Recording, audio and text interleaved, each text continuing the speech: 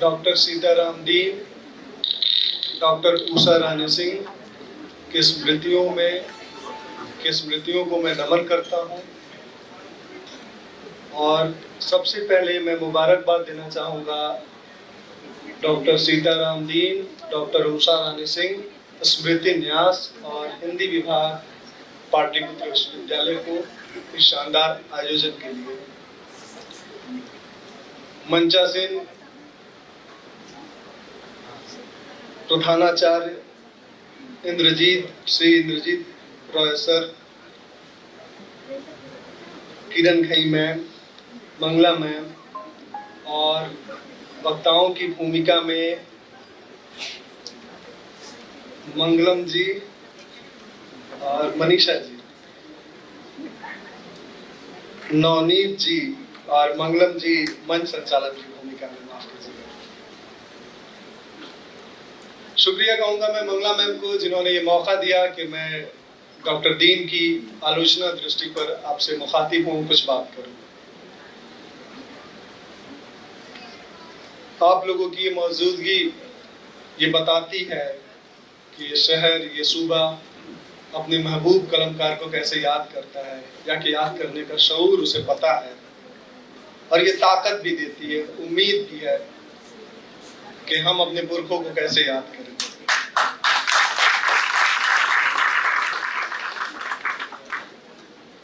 इससे पहले कि मैं डॉक्टर सीताराम दीन पर और उनकी आलोचना दृष्टि पर आपसे अपनी राय जाहिर करूं, मैं बता दूं कि डॉक्टर दीन से मेरा परिचय, मेरी मुलाकात बहुत पुरानी नहीं है। 2.5 साल पहले जब मैं इस महाविद्यालय में बतौर असिस्टेंट प्रोफेसर ज्वाइन किया, तो अपने विभाग में विभागीय सदस्यों की जो परंपरा थी, जो लिस्ट थी, वो सूची थी, उसमें मैंने पहली बार डॉक्टर सीताराम दीन का नाम देखा। नाम अलग था, तो मैंने पूछा कि कौन है। पता चला कि हमारे विभाग के बहुत ही ज़हीन प्रोफेसर हैं। बाद में पता चला कि उनकी धर्मपत्नी डॉक्टर उषा रानी सिंह भी, जो इस सूची में जिनका नाम है, वो भी इस महाविद्यालय से जुड़ी रही हैं। ये कहानी तब मुकम्मल हुई जब पता चला हमारे यहाँ प्रोफेसर मंगला रानी मैम, उनकी बेटी है। जब मैम पीजी डिपार्टमेंट में नहीं आई थी, तो गाहे बगाहे अक्सर अपनी बातों में डॉक्टर दीन की बात, डॉक्टर उषा रानी सिंह की बातें हमसे साझा किया करती थी। तब उन बातों की अहमियत शायद उस तरीके से पता नहीं थी, लेकिन आज जब मैं पीछे मुड़कर देखता हूँ उन 2.5 साल की बातों को, तो मुझे लगता है कि मंगला मैम की वो बातें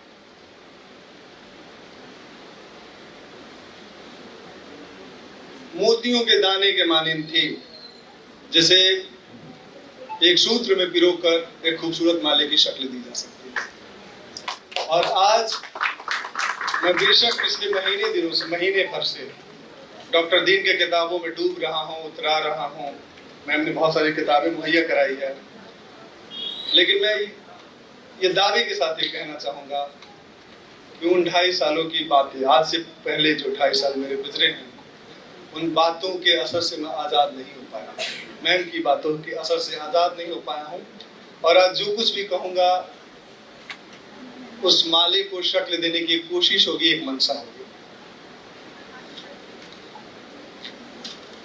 मैंने बताया कि जिस किताब का भी आप लोगों ने देखा कि विमोचन हुआ, वो किताब आपके सामने आ गई है। लेकिन मेरे पास जो किताब है, वो मेरा ख्याल है कि 1995 में भारतीय भवन से प्रकाशित हुई थी, साहित्य आलोचन सिद्धांत और अध्ययन। असल में कायदे से मैंने बताया भी, ये 3रा संस्करण है इस किताब का।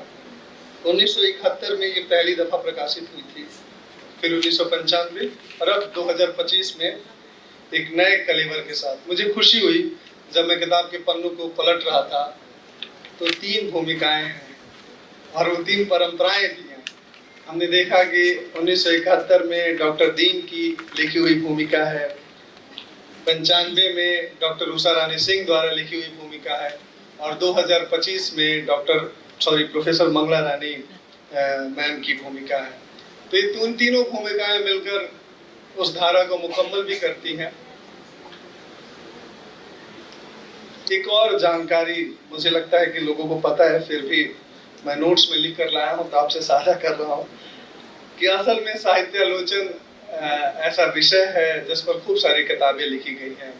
हिंदी आलोचना से और आलोचना की दुनिया से जो लोग वाकिफ हैं वो इस बात को समझते हैं, लेकिन मेरा ख्याल है जो किताब सबसे ज़्यादा मशहूर है उस किताब का नाम है साहित्य आलोचन, और उसके रचयिता हैं डॉक्टर श्याम सुंदर दास।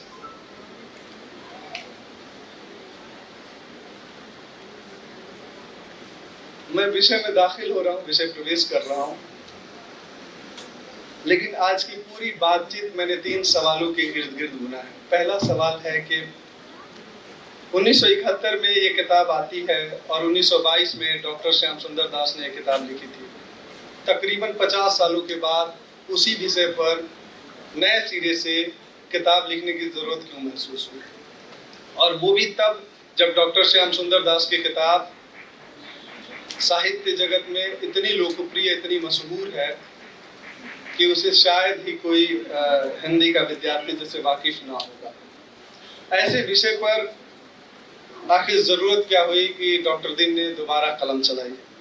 दूसरा सवाल है जिस पर मैं बात करूंगा वो अप्रोच होगा जिस दृष्टि से डॉक्टर दीन ने इस किताब की रचना की है, या कहे कि इस किताब के जरिए डॉक्टर दीन की जो आलोचना दृष्टि हमारे सामने आती है हम उसको कैसे देखें। एक आखिरी सवाल मैंने अपने लिए बनाया है कि हमारी पीढ़ी डॉक्टर दीन को कैसे याद करे और क्यों याद करे, उसकी क्या बुनियादी वजह होंगी। तो इन 3 सवालों के जवाब खोजने की कोशिश होगी मेरे वक्तव्य में। पहले सवाल से शुरू करते हैं कि 50 सालों के बाद आखिर इस विषय पर दोबारा किताब लिखने की जरूरत क्यों महसूस हुई। इन 50 सालों में देश और दुनिया में बहुत कुछ बदला है। इन 50 सालों में इस दुनिया ने पहला विश्व युद्ध तो हो चुका था, दूसरा विश्व युद्ध देखा है, कोल्ड वार का जमाना देखा है, हिंदुस्तान ने अपनी आज़ादी देखी है, इस मुल्क ने संविधान को बनते और उसको लागू होते हुए देखा है, इस मुल्क ने पहली बार मताधिकार का प्रयोग किया है, पहला आम चुनाव हुआ है, पंचवर्षीय योजनाओं को देखा है, नेहरू जैसे लोकप्रिय नेता को बनते और नेहरू जैसे लोकप्रिय नेता को गुजरते देखा है। इन 50 सालों में इस देश ने बंटवारे को झेला है, 2 मुल्कों के बंटवारे को झेला है। ये 50 साल बहुत उथल पुथल के साल थे। देश और दुनिया में जब इतना कुछ बदल रहा था तो साहित्य इसे कैसे अछूता रह सकता था। साहित्य में भी बहुत कुछ बदला, विचारधाराओं के नाम पर बदला, परिस्थितियों के नाम पर बदला, और नई स्थितियां जो देश और समाज में जाहिर हो रही थी उनके नाम पर बदला। इन तमाम तब्दीलियों को डॉक्टर दीन बहुत गहराई से महसूस कर रहे थे, इसीलिए उन्होंने जरूरत समझी कि ये किताब एक नए सिरे से इस विषय पर किताब लिखी जाए। इसकी भूमिका में एक लाइन है जिसको मुझे लगता है कि आपके सामने रखूं तो बेहतर होगा।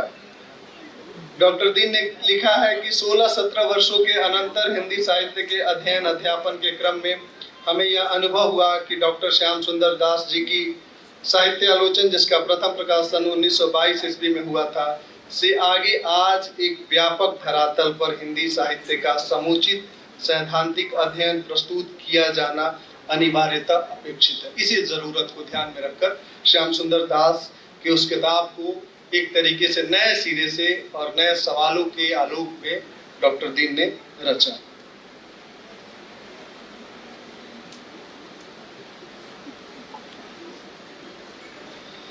अब एक सवाल इसी सवाल से उभरा मेरे मन में जब मैं इसके लिए नोट ले रहा था,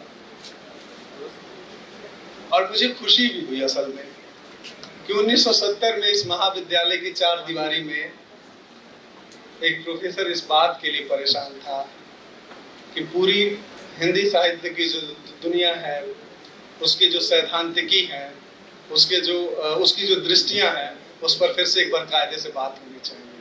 मैं सोचता हूँ ये जोखिम भरा काम है, एक मजबूत इच्छा शक्ति का काम है।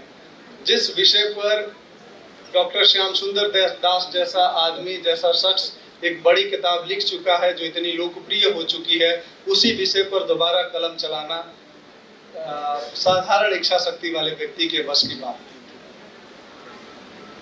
मैंने पड़ताल करने की कोशिश की डॉक्टर दीन की इच्छा शक्ति क्या थी, किस इच्छा शक्ति के मालिक थे वो। मैं अपने वक्तव्य में डॉक्टर दीन की जीवन या उनके व्यक्तित्व के पहलुओं पर बात नहीं कर पाऊंगा क्योंकि मुझे विषय आलोचना दृष्टि दी गई है, लेकिन फिर भी मेरे लिए ये जरूरी विषय बन गया कि किस इच्छा शक्ति के मालिक थे डॉक्टर दीन।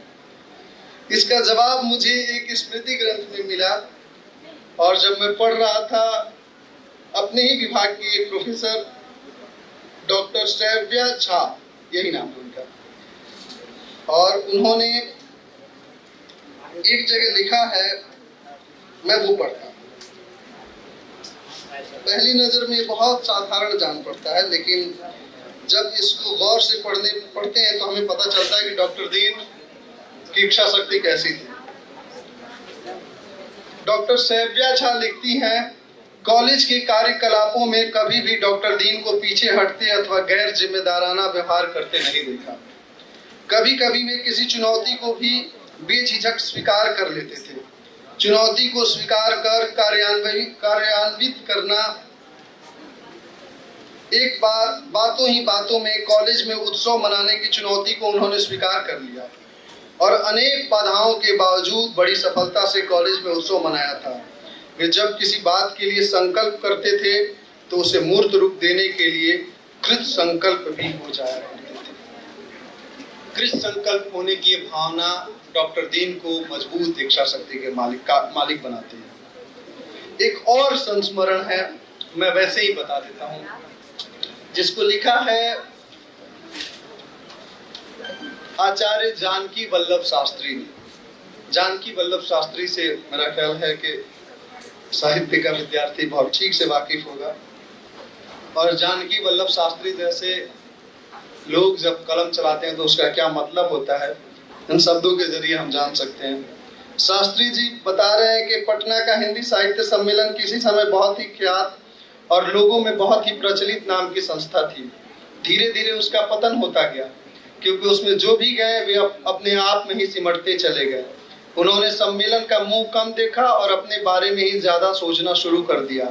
आचार्य शिवपूजन सहाय, नलिन बिलोचन शर्मा जैसे लोग उस सम्मेलन के कभी कर्णधार हुआ करते थे। वह क्रम में खींचता हुआ आज इस रूप में है कि बहुत थोड़े से लोग उसकी गतिविधि से परिचित हैं। लेकिन एक समय ऐसा भी आया कि डॉक्टर सीताराम दीन ने अपनी प्रोफेसरी, अपनी साहित्य साधना के अतिरिक्त हिंदी साहित्य सम्मेलन को भी पर्याप्त रूप से सेवा की थी और उनके कारण उसे फिर से लोकप्रियता प्राप्त हो रही थी। अच्छे लोगों के बीच में फिर से उसकी चर्चा होने लगी थी। वहाँ समय समय पर सभाएं आयोजित होने लगी थी। उसमें बाहर के कुछ स्थानीय विद्वानों के भाषण होने लगे थे। वहाँ की लाइब्रेरी पर लोगों का ध्यान जाने लगा था। वहाँ बहुत सारी नवीनताएं आ गई थी, नई चमक दमक आ गई थी। उसमें बहुत बड़ा हाथ सीताराम दीन का। तो हम समझ सकते हैं कि सीताराम दीन और उनकी इच्छा शक्ति किस किस्म की थी। इससे जाहिर होता है कि डॉक्टर दीन केवल चुनौतियों को कबूल नहीं करते थे, स्वीकार नहीं करते थे, बल्कि उसको मुकम्मल अंजाम तक पहुंचाने में यकीन रखते थे। अब आप पूछ सकते हैं कि आलोचना दृष्टि में इच्छा शक्ति की क्या भूमिका है। मेरा ख्याल है कि मजबूत इच्छा शक्ति का आलोचक ही निर्भीकता से अपनी बात कह सकता है। ये जोखिम उठा सकता है, साहस के साथ अपनी बात रख सकता है, जिसकी उम्मीद हम एक आलोचक से कर सकते हैं। इसलिए इस बिंदु पर आगे के हिस्सों में मैं एक बार पुनः आऊंगा, लेकिन फिलहाल इतना ही कि मजबूत इच्छा शक्ति वाले निर्भीक डॉक्टर दीन ने इस किताब की रचना की। उसके बाद जब इस किताब से हम गुजरते हैं तो ऐसा लगता है, जो पहली बात हमारे जहन में आती है वो ये कि डॉक्टर दीन बहुपठित व्यक्ति थे। बहुत सारे किताबों से गुजरे थे, ज्ञान में गोता लगाए थे, और ये बात सिर्फ दो चीजों से स्पष्ट हो जाती है। पहला, जो इसमें उद्धरणों, जितने उद्धरणों का इस्तेमाल किया गया है, इस किस्म के उद्धरण छोटी सी पाठ्य पुस्तक में विरले है। आप गौर करेंगे कि इसमें यूनान है, इसमें रोम है, इसमें डार्क एज की हकीकत है, यूरोप की, अमेरिका के बनने की कहानी है, इसमें रेनेसा है, हिंदुस्तान का पुनर्जागरण है, तीसरी दुनिया के मुल्कों की कहानी है। इस आलोचना वाली किताब में हैरान करने वाली किताब है। इसमें अरस्तु, प्लेटो, सुकरात, पूरी पश्चिमी ज्ञान परंपरा है, हिंदुस्तान को भी इन्होंने जगह दी है, उसी इज्जत, उसी अदब के साथ। भरत मुनि से लेकर आनंद वर्धन तक, जगन्नाथ, आचार्य जगन्नाथ तक, और तमाम आलोचकों को, डॉक्टर नगेंद्र शुक्ल, आचार्य रामचंद्र शुक्ल, आचार्य प्रसाद द्विवेदी, बिहार के समीक्षकों को, बिहार के रचनाकारों को, ये किताब इन उद्धरणों के लिए भी पढ़ी जानी चाहिए। इस किताब को पढ़ने का सिर्फ मतलब ये नहीं है कि हम डॉक्टर दीन को पढ़ रहे हैं। इस किताब को पढ़ने का मतलब है हम देश और दुनिया के तमाम बड़े नामों को, विद्वानों को पढ़ रहे हैं। इसके अलावा जो दूसरी बात मैं कहना चाहूँगा वो है इसके रेफरेंसेस, संदर्भ सूची। जब पीछे के पन्नों पर आप जाएंगे तो इसमें संदर्भ दिए हुए हैं और आप देखेंगे कि संदर्भ सूची में भरत मुनि का नाट्य शास्त्र है, आनंद वर्धन का ध्वन्यालोक है, दंडी का काव्यादर्श है, जगदेव का चंद्रालोक है, संस्कृत ग्रंथ है। तो हिंदी के ग्रंथों में श्याम सुंदर दास, रामचंद्र शुक्ल, गुलाब राय, आचार्य प्रसाद द्विवेदी, महावीर प्रसाद द्विवेदी, जाने कितने लोगों का नाम है, मैं पढ़ नहीं पाऊंगा। अंग्रेजी के संदर्भों में जाएंगे तो आप सिगमंड फ्राइड से लेकर कॉलरिज, वर्ड्सवर्थ, जाने कितने लोगों का नाम है। आपको टॉल्स्टॉय मिलेंगे, आपको इन्हीं किताबों में मैथ्यू अर्नाल्ड मिलेंगे और आपको क्रोचे मिलेंगे, इलियट मिलेंगे, तमाम लोगों की स्थापना इस किताब में दर्ज है। पत्र पत्रिकाओं का जिक्र है। तो संदर्भों और उद्धरणों से जाहिर होता है कि किताब के लेखक ने बहुत सारी किताबों को पढ़ा है, फिर जाकर इस किताब की रचना की है। अब इतनी सारी बातें जानने के बाद मुझे हैरानी होती है। अक्सर हम ये अनुमान लगा लेते हैं कि इतना कुछ पढ़ने लिखने वाला व्यक्ति समाज से कट सा जाता है। कटने का मतलब ये नहीं, उसकी अपनी एक अलग मित्र मंडली होती है और उस मंडली में वही लोग दाखिल होते हैं जो उस स्तर की पढ़ाई लिखाई करते हैं। अब मुझे एक हैरान करने वाला तथ्य तब मेरी नजर के सामने आया जब एक कबीरपंथी आचार्य मैं गलत, हाँ, विवेक दास को मैंने पढ़ा। तो उन्होंने अपना एक संस्मरण लिखा है, उसको मैं आपके सामने रख रहा हूँ। फिर हम डॉक्टर दीन की बहुपठित होने के साथ साथ उनकी एक और खासियत से वाकिफ होंगे। वो कह रहे हैं कि जब तक मैं पटना में रहा, दीन जी कबीर के कार्यक्रमों में रमते रहे, कहीं जनसंपर्क तो कहीं कार्यक्रम। इसी दौरान दीन जी ने अपने आवास पर एक सत्संग का आयोजन किया जिसमें कबीर प्रेमी विद्वान से लेकर गरीब रिक्शा चालक की जमात, करीब 100 से ऊपर संतजन इस सत्संग में सम्मिलित हुए। रात भर भजन कीर्तन कार्यक्रम चलता रहा। इस भजन कार्यक्रम का मुख्य प्रवक्ता दीन जी के कॉलेज का एक चपरासी था। दीन जी कबीर जयंती के अवसर पर अक्सर इस तरह का आयोजन करते। पटने में रिक्शे चालक कबीर पंथियों के कई अड्डे थे। इन सभी लोगों में दीन जी के प्रति आगाध श्रद्धा और आत्मीयता मैंने देखी। मुझे इन सभी अड्डों पर बारी बारी ले गए। ऐसे लोगों में दीन जी ऐसे खुले मिले कि कोई भेदभाव नहीं था। तो हम देख सकते हैं कि डॉक्टर दीन की साहित्यिक मंडलियों में बहुत किताबों को पढ़ने वाले प्रोफेसर, शिक्षक, कवि, अधिकारी भी आते थे। आगे अन्यत्र इस बात का जिक्र है। और दूसरी तरफ कबीर को गाने वाले रिक्शे चालक भी थे।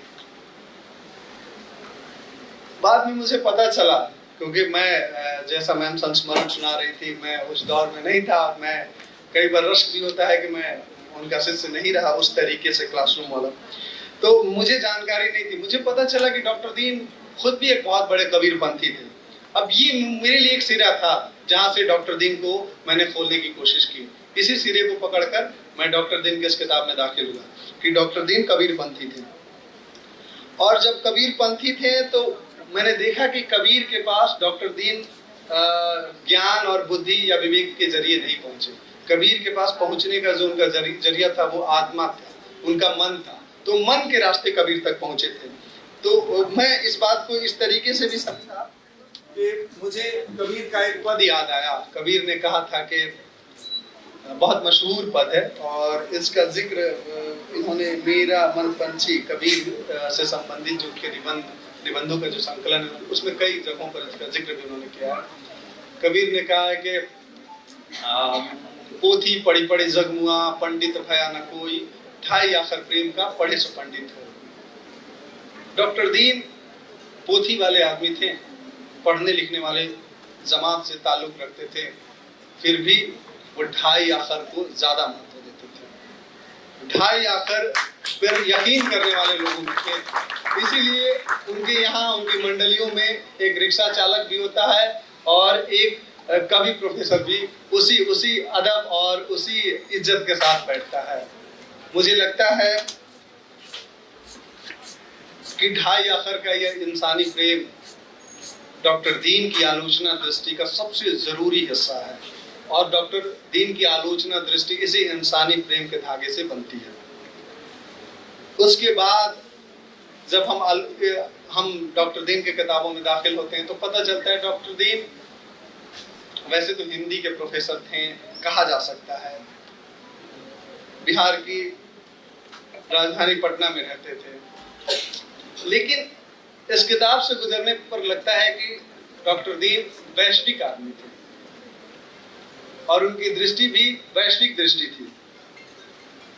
वो बताते हैं, इस किताब के जरिए ही बताते हैं, मैं उस उद्धरण को पढ़ देना चाहूंगा, वो ज्यादा स्पष्ट हो जाएगी। मेरे पास समय है ना?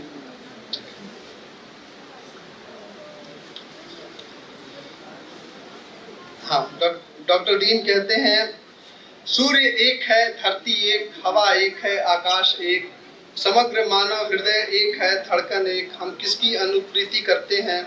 भौगोलिक या पारंपरिक कारणों से हम भिन्न भाषा, भिन्न धर्म और भिन्न वेशभूषा को लेकर चलने वाले हैं। सत्संग से ही समस्त संसार उच्च से उच्च साहित्य सृजन कर सका है। परस्पर सहयोग, सम्मिलन एवं सांस्कृतिक आदान प्रदान से हम एक दूसरे को प्रभावित करते और प्रभावित होते हैं। इसका फल स्वरूप विश्व साहित्य पर पड़ता है और निश्चित रूप से पड़ता है। आदान प्रदान की बात करते हैं, वो कहते हैं कि ये जो वैश्विक इंसानी सभ्यता है ये आदान प्रदान से बनी है और ये इस बात को वो साहित्य पर भी लागू करते हैं, जिसको हम वर्ल्ड लिटरेचर कहते हैं। वर्ल्ड लिटरेचर एक दूसरे समाज, एक दूसरे मुल्क के असर से अछूता नहीं रहा है और डॉक्टर दीन इसको बहुत अच्छे शब्दों में, अच्छे संकेतों से याद करते हैं कि लेन देन की यह प्रक्रिया जारी रहनी चाहिए, क्योंकि लेन देन की इस प्रक्रिया में ही इंसानी विकास का बीज छुपा हुआ है। अब एक और बहुत मशहूर डिबेट है लिटरेचर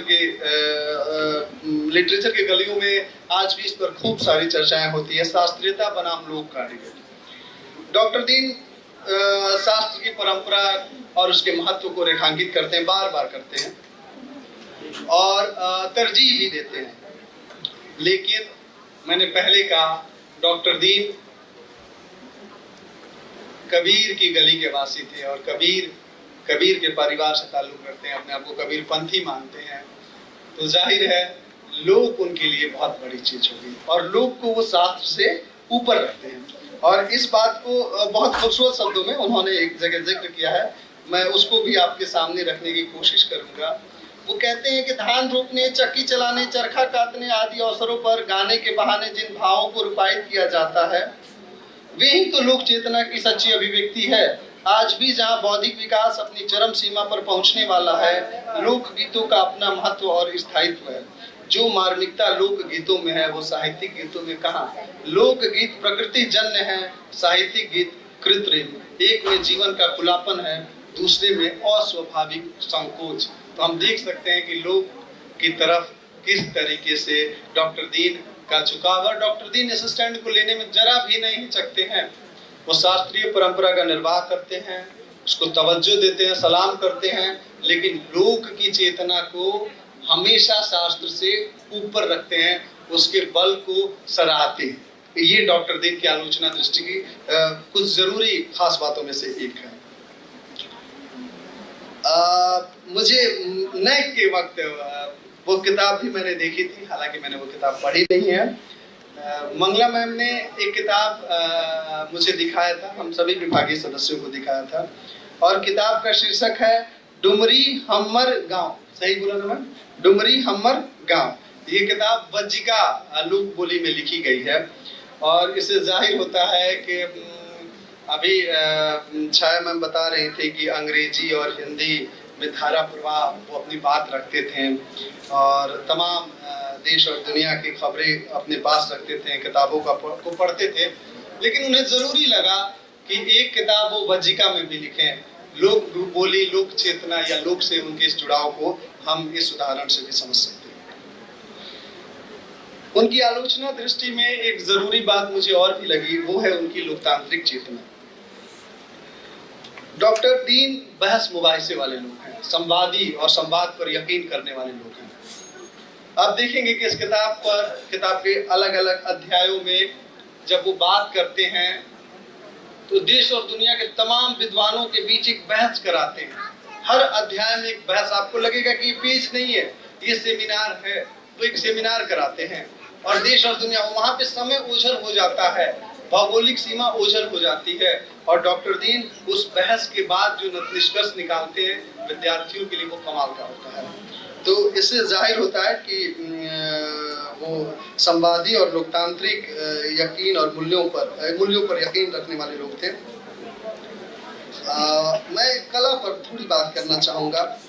कला को लेकर डॉक्टर दीन की बहुत ज़रूरी समझ थी, और तब जब साहित्य में एक बहुत प्रचलित या बहुत मशहूर डिबेट था कला के लिए या कला जीवन के लिए, वहाँ डॉक्टर दीन अपना स्टैंड क्लियर करते हैं इस किताब के जरिए, और मैं वो आपके सामने रखना चाहूँगा। वो कहते हैं, कला निरुद्देश्य नहीं, वह जीवन मूल्यों का उद्घाटन करती है, अतएव कला स्वदेश्य हुआ करती है। कला द्वारा मनुष्य अपने आवेष्टन में व्याप्त सुख दुख राग द्वेष की भावनाओं को देखने समझने की चेष्टा करता है। मानव को विश्व बंधुत्व के रागात्मक संबंध सूत्र में बांधने का प्रयत्न कला ही करती है, अर्थात कला हमारी संकुचित सीमा का विस्तार देती है और वृद्धि को परिष्कृत करती है। कला हमारी संकुचित सीमा का विस्तार करती है, डॉक्टर दीन का ये मानना है, और मुझे लगता है कि हाँ, कलाएं हमें विस्तार देती हैं। जब हम कलाओं में डूबते हैं, उतराते हैं, तो हम वो नहीं रह पाते हैं जो हम पहले थे।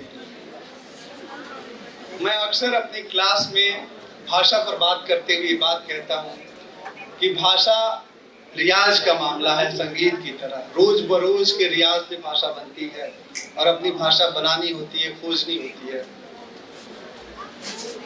कुछ ऐसी बात ही डॉक्टर दीन कर रहे हैं यहाँ पे कि कलाएं हमें विस्तार देती हैं, और इस बात को वो लोग बखूबी समझेंगे जो कला की दुनिया से जिनका मुठभेड़ होता है या के ताल्लुक रखते हैं। मुझे कविता की याद आ रही है, अगे सच्चिदानंद हीरानंद वात्स्यायन अगे की कविता असाध्य पीड़ा। कलाएं किस किस्म से हमें विस्तार देती है, उस कविता में बहुत अच्छी तरीके से इस बात को व्याख्यायित किया गया है। मैं विषयांतर हो रहा हूँ, मैं अपने विषय पर आ रहा हूँ। अब कविता पर डॉक्टर दीन बात करते हैं, और कविता की परिभाषा बहुत ही सटीक और बहुत कम शब्दों में कुछ ऐसे करते हैं।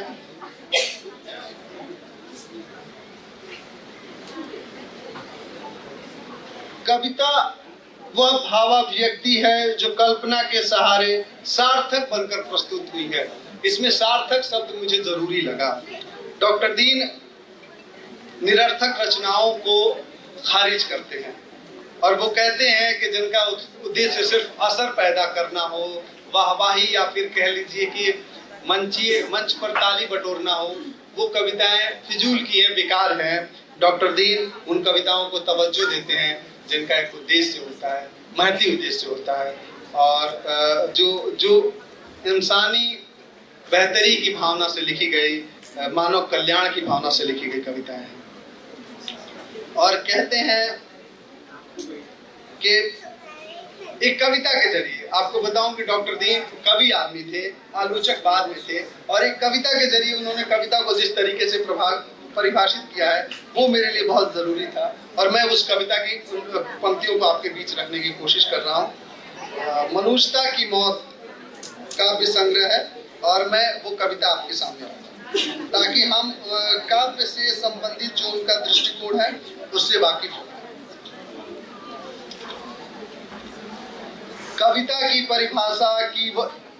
परिभाषा कि यह सूक्ष्म दृष्टि का विराट दर्शन है कि भावलोक की राग द्वेष जनित कोई कलामय अभिव्यंजना है, या कि तवारीखे जिंदगी की कोई नई रोशनी है कि जिसमें जीने की सुनहरी तमन्नाएं फूलों की तरह मुस्कुराती इतराती अंगड़ाइयां लेती हैं और आगामी जीवन की ख्याली योजनाएं सुसज्जित होती हैं। बदल डालो, आज का मानव नई करवटें ले रहा है। सामाजिक संगठन, आत्मीय बंधन, जीने का ढंग नहीं, मुक्ति की सांस का आह्वान है। अब यहाँ गौर कीजिएगा, डॉक्टर दीन जिन कविताओं को खारिज कर रहे हैं उनकी बात वो अपनी ही कविता के जरिए कैसे कह रहे हैं। जीने का ढंग नहीं, मुक्ति का सांस का आह्वान है। युग पर संस्कृतियों की आकर्षक घटनाएं घिर रही हैं कि जिन पर हवाबाज मन की तरंगे बेसहारा तिर रही हैं। परंपराओं और युग पुरुषों की कड़ियों, प्रतिभाओं और विचारधाराओं को तोड़ते ध्वस्त करने वाले हम एक नया युग का नूतन आदर्श का निर्माण कर रहे हैं कि जिसमें मनुष्य मनुष्य न रहा, मर्यादा एक ठकोसलाशील एक प्रवंचना, कर्तव्य एक षड्यंत्र से अधिक कुछ न रहा।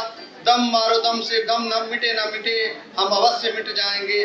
नहीं हम अब यहाँ से कभी मन बदलता है और निराशाओं का बादल छटता है और उम्मीद की लौ जलती है। डॉक्टर दीन कहते हैं कि हम राष्ट्र के भव्य भवन की नींव की ईंट बनेंगे, विश्व परक आदर्श की अमर ज्योति की दीप्त लपटे बनेंगे। निरंतर नूतन सृजन के लिए धरती में बीज रूप तोड़ते रहेंगे, बीज रूप सड़ते रहेंगे, बाधाओं से लड़ते रहेंगे, हमारे कदम बढ़ते रहेंगे। तमसो माँ ज्योतिर्मय, असतो माँ सद्गमय, एक किस्म से कविता को लेकर और काव्य को लेकर इस किस्म की राय रखते थे और निरुद्देश्यता को खारिज करते थे। अब मैं एक और बात, कविता पर चूंकि बात हो रही है तो मैं ये भी बात कह दूं। डॉक्टर दीन चमत्कारिकता को खारिज करते हैं, कहते हैं कि ये जो चमत्कार पैदा करने के लिए कविताएं लिखी जा रही है गैर जरूरी है।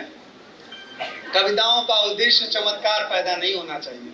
यही वजह है कि वो अलंकार से ज्यादा रस को तवज्जो देते हैं और कहते हैं कि रस के लिए जो ब्रह्मानंद सहोदर की संज्ञा दी गई है उसको वो रस की सबसे जरूरी व्याख्या बताते हैं। तो ये अनावश्यक नहीं है कि एक कवि जो कविता में चमत्कार को बर्दाश्त नहीं करता है वो भला अलंकार को कैसे बर्दाश्त कर सकता है। अलंकारों की अहमियत को कबूल करते हैं, बावजूद इसके वो रस के साथ खड़े होते हैं। ये डॉक्टर दीन थे, ये उनकी आलोचना दृष्टि की एक जरूरी बात थी। प्रतिभा और अभ्यास पर एक बात है, मुझे लगता है कि स्टूडेंट्स के लिए, और मैं खुद भी स्टूडेंट ही खुद को मानता हूँ, हम सबके लिए बहुत जरूरी बात वो कहते हैं।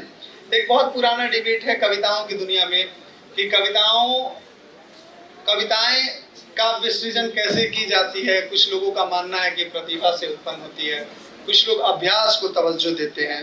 डॉक्टर दीन क्या कहते हैं उनको सुनते हैं।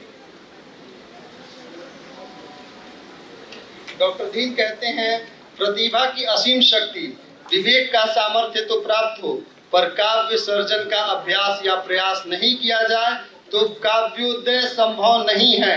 प्रयास से ही एक कवि का अर्जित ज्ञान अर्थात विवेक जागृत होता है और तब वह प्रतिभा की किरणों में शब्द कुसुमों की माला अर्थात काव्य तैयार करता है जो पाठकों और रसज्ञों का कंठाहार रसधार बनता है।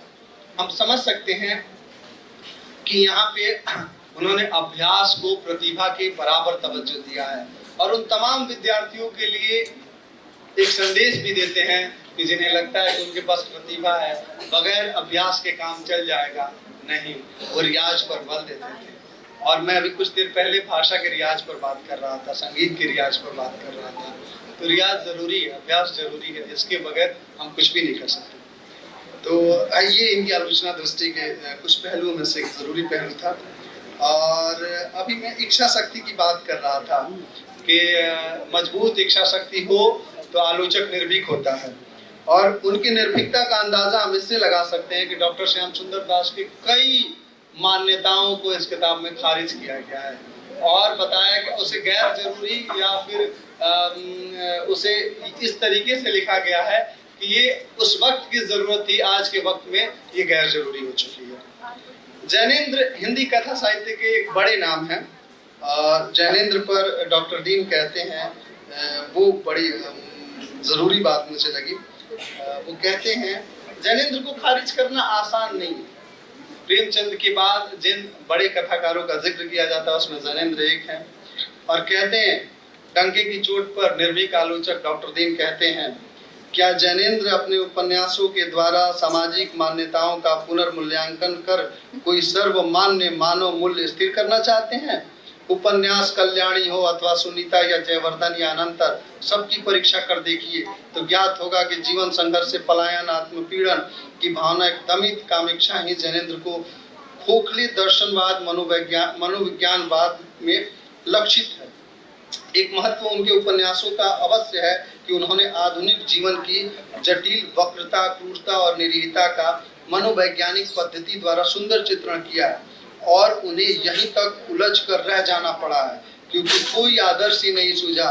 जैनेंद्र अनंतर तक भी दिग्भ्रांत ही हैं, ऐसा कह सकते हैं। उन्होंने नारी को कठपुतली की तरह प्रेम की कील पर नचाने का योजनाबद्ध प्रयास किया है।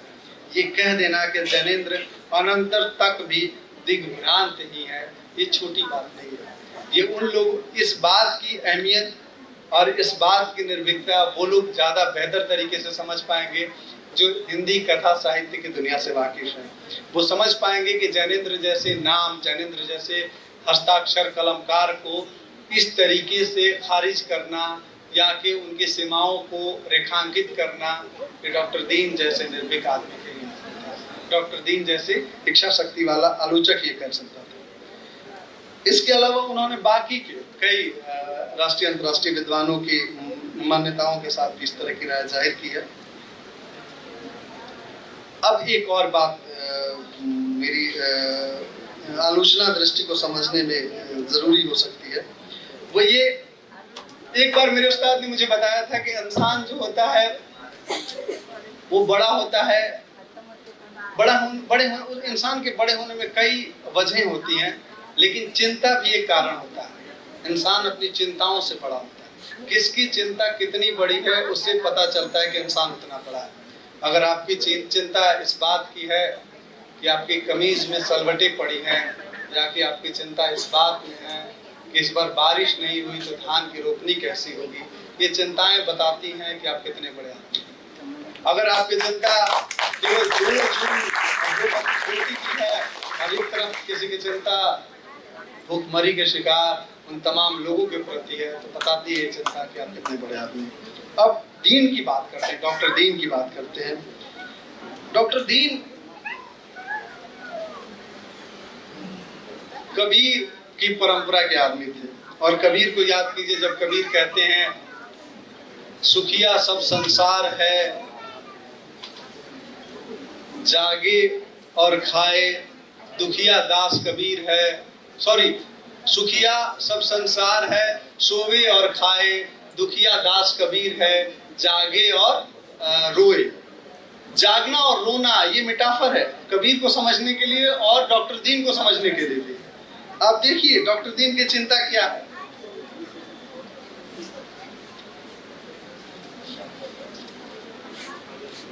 हाँ, इस फ्लैप पे डॉक्टर दीन की चिंता नजर आएगी। कोई भी स्वतंत्र चेता वर्तमान संदर्भ में चिंता मुक्त कैसे रहेगा?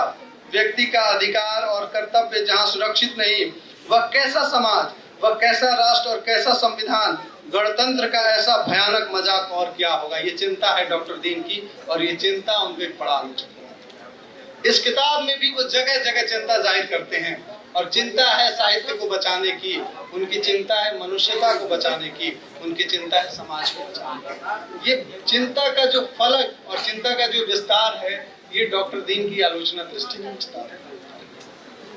अब इस चिंता के बाद मैं थोड़ी बात भाषा पर भी करना चाहता हूँ। सैद्धांतिक विषयों की किताबें अक्सर जटिल भाषा में होती हैं। मेरा ख्याल है आप लोग मेरी इस बात से इत्तेफाक रखेंगे। जब किताबें सैद्धांतिक दुनिया में दाखिल होती हैं तो अपनी भाषा अपने आप कॉम्प्लेक्स हो जाती है, जटिल हो जाती है। लेकिन ये किताब जटिल नहीं है। इस किताब की जो खासियत हो सकती है उसमें से एक खासियत इसकी भाषा की है, और इसकी वजह है कि इस किताब के लेखक कवि भी हैं। इस किताब के लेखक कबीर की परंपरा के कवि हैं, इसलिए उन्होंने भाषा में संस्कृत है, खूब जल भाखा बहता नीर, अगर मैं सही पढ़ रहा हूं तो ये बहते नीर वाली परंपरा के लोग थे, और इसलिए डॉक्टर दीन की भाषा सरल है, सहज है, प्रवाहमयी है। और इसके साथ ही एक और बात है जो इनकी भाषा को और खूबसूरत बनाती है, वो ये कि मैं इस वक्तव्य के बाद एक लिस्ट देने वाला हूँ मंगला मैम को, और मैं कहने वाला हूँ कि ये किताब सूत्रों से भरी हुई है। आज की भाषा में हम जिसको पंच लाइन कहते हैं, इस किताब में सैकड़ों की तादाद में पंच लाइन है, सूत्र हैं, और सूत्र इतने गजब के हैं। मुझे लगता है कि नई पीढ़ी, हमारी पीढ़ी के लोगों को इस किताब तक लाने के लिए वो सूत्र सबसे कारगर भूमिका अदा कर सकते हैं। अगर हम सूत्रों को एक जगह संकलित कर लें तो न केवल हम बड़े बड़े साहित्यिक बातों को बहुत आसानी से समझ सकते हैं, बल्कि इस किताब के प्रति अपने भीतर एक रुचि भी या जिज्ञासा भी पैदा कर सकते हैं। और मैं कुछ सूत्र वाक्य आपके सामने भी रख सकता हूँ। जैसे ये कहते हैं कि अर्थ के बिना शब्द शव है, लाश है। एक है उनका सूत्र वाक्य, भाव ही साहित्य की आत्मा है, अनुभूति अगर हृदय की वाणी है तो विचार मस्तिष्क का स्वर। इस किस्म के सूत्रों से भरी हुई एक पूरी किताब, और इन सूत्रों को आप एक जगह संकलित कर इस किताब को नए पाठकों तक लेके जा सकते हैं। ये मेरा सुझाव है। और एक और बात कहूंगा, इस किताब में तकरीबन 25 से 30 तालिकाएं हैं, चार्ट हैं।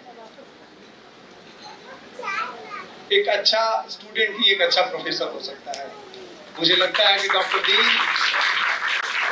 अपने विद्यार्थी जीवन में भी एक शानदार स्टूडेंट रहे होंगे, क्योंकि जिस किस्म से उन्होंने ये चार्ट बनाया है, ये तालिका बनाई है, उससे जाहिर होता है कि सबसे पहले इन तालिकाओं के जरिए इन गूढ़ विषयों को वो खुद समझे होंगे, तब जाकर विद्यार्थियों के लिए इस किताब में उनको जगह दिया होगा।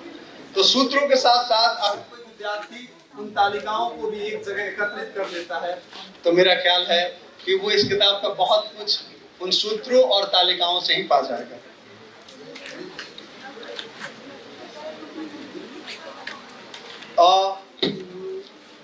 इस किताब को पढ़ते वक्त कई जगहों पर मेरी असहमतियां भी हैं, मैं उनको भी जाहिर कर देना चाहता हूँ। और मुझे लगता है कि मेरी जो असहमति है या मेरी नज़र में सीमा नहीं कहनी चाहिए, मैं क्या कहूँ, मेरी ना इत्तेफाकी है। मैं कुछ बातों से अपने आप को मुखालिफ पाया। उन बातों को मैं आपके सामने रखना चाहूँगा कि जैसे मुझे लगा कि डॉक्टर दीन कुछ विषयों पर तो बहुत कायदे से बात करते हैं, बहुत इत्मीनान से बात करते हैं, लेकिन कुछ विषयों को बहुत ही संक्षेप में और बहुत जल्दी निपटा देते हैं। मेरा ख्याल है कि उनको शायद उनके पास वक्त होता तो मेरे जैसा स्टूडेंट जब उनसे सवाल करता तो हंसकर इस बात को तवज्जो देते।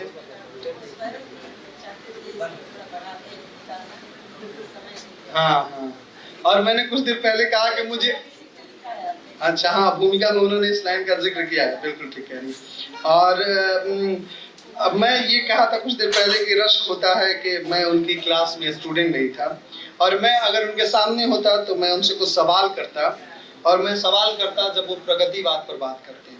प्रगतिवाद कुछ बातें, कुछ आपत्तियां तो मुझे लगता है ज़रूरी हैं, लेकिन मुझे लगता है कि जिस तरह की बात उन्होंने प्रगतिवाद पर या कि प्रयोगवाद, नई कविता पर या फिर आंचलिकता पर उन्होंने कही है, मैं उससे अपनी नाइत्तेफाकी जाहिर करता हूँ। और मुझे लगता है कि अगर मैं उनका स्टूडेंट होता या वो मेरे सामने होते तो मेरी नाइत्तेफाकियों को शायद वो तवज्जो देते, ऐसी मैं उम्मीद करता हूँ।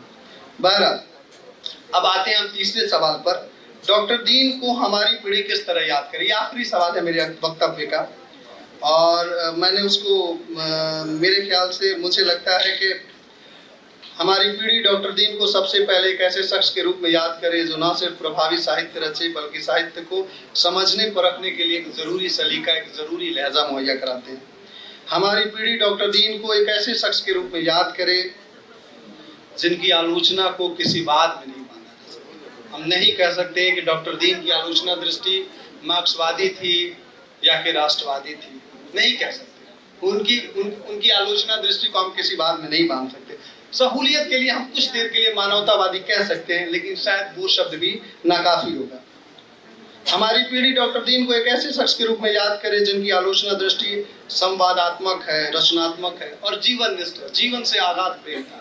मैं उनके जिंदगी पर बात करने से कतरा रहा हूँ क्योंकि मुझे लगता है कि वो एक ऐसा पिटारा है जो खुलेगा तो शायद वक्त लेगा, और शायद वो मेरा विषय भी नहीं है। मुझे उस विषय पर कभी मैं इन दिनों उनकी जिंदगी पर ज्यादा पढ़ा हूँ, लेकिन मैं बात करूंगा कि आखिरी दिनों में मैं एक छोटा सा संस्मरण सुना ही देता हूँ। संस्मरण मेरा नहीं है, वो उनके साथियों का है।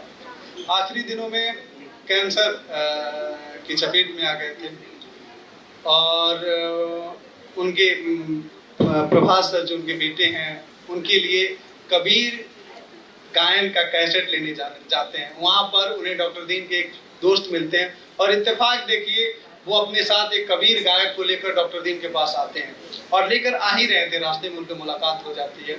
और आखिरी का वक्त जो 2-4 दिन का वक्त है, डॉक्टर दीन ने कबीर गायन के साथ गुजारा, और कबीर के गीतों को, कबीर के पदों को सुनते वक्त उन्होंने अपनी आखिरी सांस ली। तो डॉक्टर दीन से जुड़ी हुई ये तमाम जो संस्मरण है जो उनके दोस्तों ने या उनके साथ के लोगों ने सहेजा है। और अभी छाया मैम ये बात कह रही थी, मुझे ज़रूरी बात लगी कि इसके लिए डॉक्टर उषा रानी सिंह का इस्तकबाल होना चाहिए, बल्कि उनकी इस मेहनत के लिए उनको सलाम करना चाहिए। बहुत ज़रूरी चीज़ों को उन्होंने डॉक्टर दीन के गुजरने के बाद सहेजा है। और हमारी पीढ़ी डॉक्टर दीन को एक ऐसे शख्स के रूप में याद करे जिन्होंने साहित्य आलोचन को समाज, संस्कृति और नैतिकता से जोड़ा। हमारी पीढ़ी डॉक्टर दीन को एक ऐसे शख्स के रूप में याद करे जो कबीर के ढाई आखर में गहरी आस्था रखते थे, जिन्होंने ताउम्र मानवीय प्रेम का गीत गाया। और अंत में मैं बस यही कहूँगा कि बेशक मुझे रश्क होता है कि मैं उनका स्टूडेंट नहीं हूँ, लेकिन उनके बारे में, उनकी किताबों को इतना कुछ जानने पढ़ने के बाद अब ये दुख थोड़ा कम लग रहा है। और मुझे लग रहा है कि मैं एक ऐसे प्रोफेसर की क्लास में हूँ जब उनकी किताबों से गुजर रहा था, जो मुझे साहित्य, दुनिया, समाज और तमाम सिद्धांतों की बातों को बेहद सहज सरल ढंग से मुझे बताए जा रहे हैं। तो इस 1 महीने में मुझे लगा कि मैं एक शानदार प्रोफेसर की क्लासरूम में था। इस अनुभव के लिए मैं मंगला मैम का शुक्रिया करना चाहूँगा। और मैं एक और बात आपके सामने ये बात मैं पहले कहना चाहता था लेकिन हिम्मत नहीं कर पाया। अब मैं कहता हूँ कि मैं अपने आप को बहुत खुशकिस्मत मानता हूँ कि मैं उस डाली पर बैठा हूँ जिस दरख्त के, जिस वृक्ष के जड़ों को डॉक्टर दीन जैसे लोगों ने सींचा। शुक्रिया। और इस मंगल कामना के साथ मैं अपनी बात को खत्म करूंगा। मैं बता दूं कि मुझे किसी खुदाई में यकीन नहीं है, मैं खुद को नास्तिक मानता हूं, लेकिन डॉक्टर दीन जिस तरीके से सरस्वती वंदना में याद करते हैं अपनी देवी को, उस भावधारा में बह जाने का मन करता है। और मैं उन पंक्तियों को आप तक रख रहा हूं कि ये इनकी पहली काव्य संग्रह की पंक्तियां हैं।